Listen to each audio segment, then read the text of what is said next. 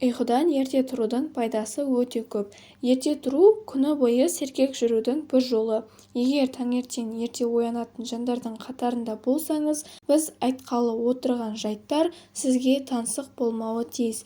Ерте тұрсаңыз, алға қойған жоспарларыңызға айтарлықтай ерте белсене кірісесіз.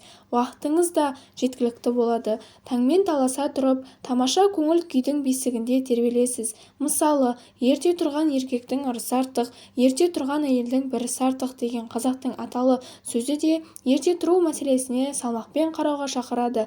Ерте тұру дағдысына басқа халықтар да бір жақты қарамайды. Ирандықтар ерте тұрған адамның мақсаты да ерте тұрады дейді. Қытайлықтар болса, ұйықтап жатқан адамның бақыты да бірге ұйықтап жатады деген мәні терең даналықтар айтқан. Олай болса, ерте тұрудың тағы да пайдалы тұстары туралы айта кетейік. Ерте тұрудың денсаулыққа пайдасы: біріншісі, таңғы жаттығу жасауға уақытыңыз табылады. Екіншісі, физикалық тұрғыда өзіңді белсенді сезінесің, күні бойы сергек жүруінің кепілі. Үшіншісі, сізді ұйқысыздық мазаламайды. Төртіншісі, ерте ояну жас көрінудің бір құпиясы. Сондай-ақ, ерте тұрсаңыз, көзіңіз іспей, көрікті көрінесіз. Таңертең ерте ояну үшін ерте ұйықтау да керек. Яғни ерте оянсаңыз, кешкісін ерте ұйықтайсыз. Бастысы, түнмен тамақтанбайсыз, ал түнде тамақтанбай ұйықтау арықтаудың бір жолы. Ерте ұйықтаудың нәтижесінде сіз ұйқыға көп уақытыңызды ұрлатпайсыз. Бір күнге атқаратын істеріңізді толықтай орындап шығуға уақыт табылады. Өз кезегінде жұмысқа көп кешікпейсіз. Таңертең жұмыс жасау түнде жұмыс жасағаннан әлде қайда нәтижелі болады.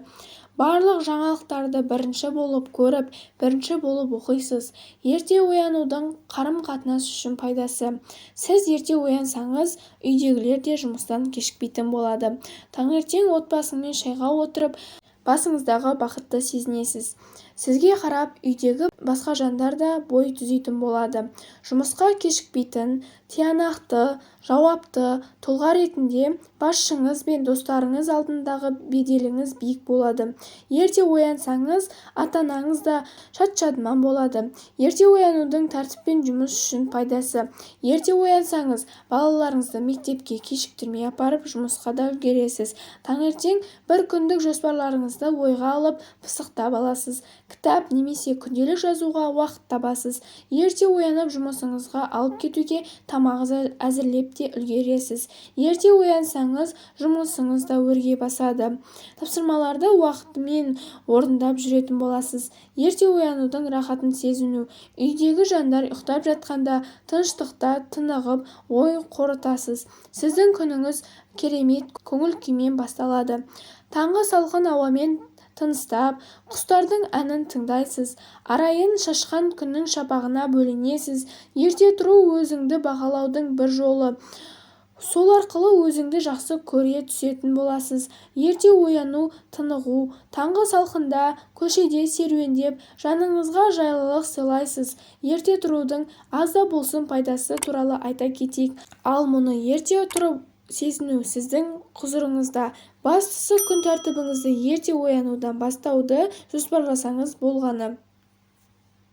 Ерте тұру арқылы жаныңызға жайлылық пен тыныштық сыйлайсыз. Мына бір кеңестерден өзіңізге керегін алыңызшы. Оятқышқа бала күнгі әдемі әуенді таңдаңыз. Оны айына бір рет өзгертіп тұрыңыз. Жаңа халат сатып алыңыз. Жуынуға арналған хош иісті гель сатып алыңыз. Ұйқыдан тұрған бойда ысқылтым су ішіңіз. Таңды жақсы тілек тілеуден бастаңыз. Таңғы ас мәзірін алуан түрлі етіп өзгертіп отырыңыз. Хош иісті шайлар сатып алыңыз. Таңертең өзіңізге өте ұнайтын іспен айналысып, өзіңізді марапаттап қойыңыз. Ұйқысы қанып, ерте тұрған адамның жүзі нұрланып, ерекше сұлуланып тұратынын ешқашан естен шығармаңыз. Сонымен қатар, өзіңізді ретке келтіруге уақыт табылады. Кез келген жаңалықты бірінші болып біліп, әлеуметтік желіге жақсы ақпараттар жариялауға мүмкіндік аласыз. Ең бастысы, ерте тұрған адамдар сабырлы қалыпқа түсіп, айналадағы адамдармен жақсы қарым-қатынас жасайды. Кешке міндетті түрде жылы суға түсіп, оймен сол күнгі реніш, уайым, проблемаларды сумен шайып жіберіп, керісінше жақсы әсерлеріңізді ойлап, көңіл-күйіңізді көтеріңіз. Телефон, компьютерге қарамаңыз, тіпті 5 минутқа да қоспаңыз. Жатар алдында тойып тамақ ішу немесе ішімдік ішу өте зиян. Кешкі 22:00-ден кейін ұйқыға жату керек. Ең әрі кеткенде 23:00-де жатқан жөн. Ерте жатқанның пайдасы түнде мелатонин гормоны түзіледі. Төсектен тұрып кетуге асықпаңыз. Ұйқыдан оянған соң жұмысыңызды ойлап, тез тұрып кетсеңіз, сіз стресске ұшырауыңыз мүмкін. Физиологтар таңертең керіліп созылудың өте пайдалы екенін дәлелдеген. Ағза оянады, көңіл-күй көтеріледі.